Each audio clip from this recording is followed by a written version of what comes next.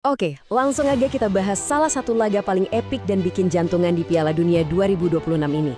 Amerika Serikat sukses menang 2-0 atas Bosnia-Herzegovina dan wow, pertandingan ini benar-benar punya segalanya.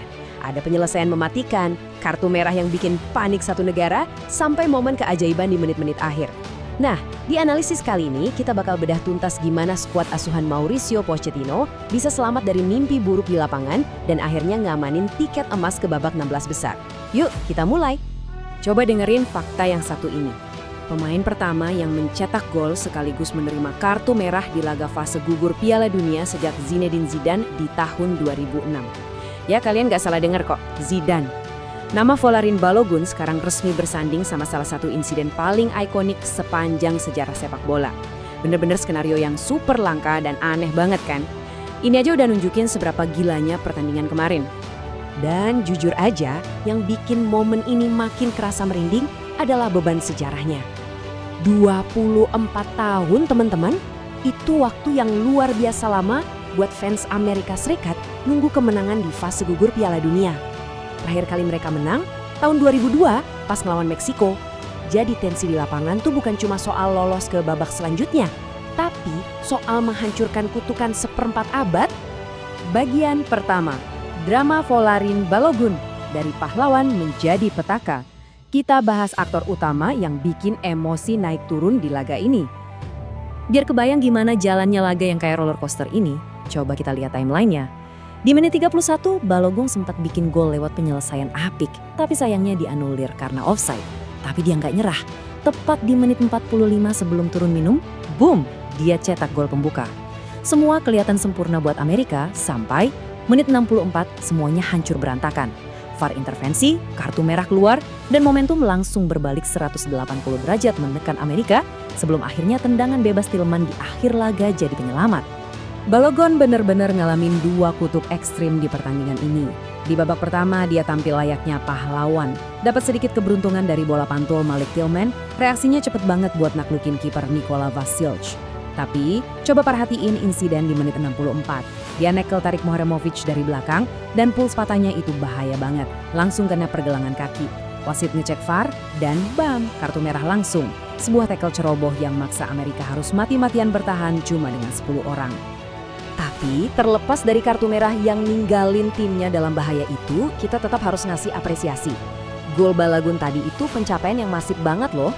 Dia secara resmi masuk ke jajaran pemain elit Amerika Serikat, jadi pemain ketiga dalam sejarah yang bisa cetak 3 gol atau lebih dalam satu edisi Piala Dunia.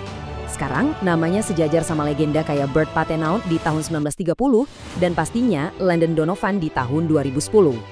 Masuk ke bagian kedua. Penyelamatan magis Malik Tillman.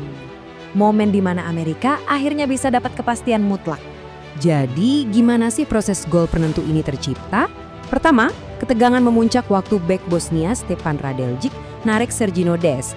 Langkah kedua, wasit ngasih hadiah tendangan bebas di posisi yang super krusial, tepat di tepi kotak penalti. Dan puncaknya, Malik Tillman maju sebagai eksekutor. Dia ngelepasin tendangan melengkung yang cantik banget ngelewatin pagar betis, langsung nyasar tajam ke tiang dekat. Saking akuratnya, sentuhan jari kiper Vasil pun tetap gagal nahan bola itu masuk. Bener-bener eksekusi kelas dunia. Yang bikin eksekusi ajaib ini makin merinding adalah bobot sejarahnya. Malik Tillman baru aja nyatat sejarah sebagai pemain Amerika kedua sejak pencatatan statistik tahun 1966 yang sukses cetak gol lewat tendangan bebas langsung di ajang Piala Dunia. Satunya lagi siapa? Ya cuma Eric Winalda di tahun 1994 pas lawan Swiss. Sebuah momen spektakuler yang lahir tepat di saat timnya paling butuh keajaiban. Kita lanjut ke bagian ketiga, analisis taktik dan statistik. Realitas bermain dengan 10 orang. Kenapa Bosnia gagal ngehancurin pertahanan Amerika? Kalau kita lihat statistik total tembakan ini, ada ironi yang lumayan lucu. Bosnia, yang notabene baru pertama kali ngicipin fase gugur Piala Dunia, malah ngedominasi jumlah tembakan loh. Mereka ngelepasin 10 tembakan berbanding 8 punya Amerika. Jadi di atas kertas, mereka kelihatannya lebih agresif dan neken pertahanan. Tapi tunggu dulu, angka ini ngebongkar segalanya, 0,25. Ini adalah nilai expected goals atau XG dari Bosnia sepanjang pertandingan. Sangat-sangat rendah. Angka ini jadi bukti nyata kalau rentetan serangan mereka itu sebenarnya nggak ngasih ancaman kualitas sama sekali.